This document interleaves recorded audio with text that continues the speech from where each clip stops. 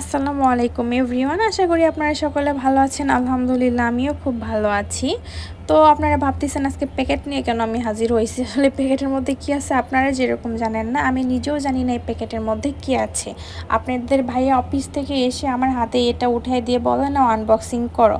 আসলে আমি এত বেশি এক্সাইটেড ছিলাম যে পলিথিনটা আমি একদম টান মেরে ছিঁড়ে ফেলেছি আসলে ভিতরে কি আছে দেখার জন্য। আর আপনাদের ভাইয়া এটা আমাকে আমার বার্থডে উপলক্ষে আজকে গিফট করছে। তো আমি এত তাড়াহুড়া করে এটা খুলছি, আনবক্সিং করে দেখি ভিতরে এত সুন্দর মেরুন কালার চিকচিক করতেছে। খুলে দেখি একটা পাঞ্জাবি।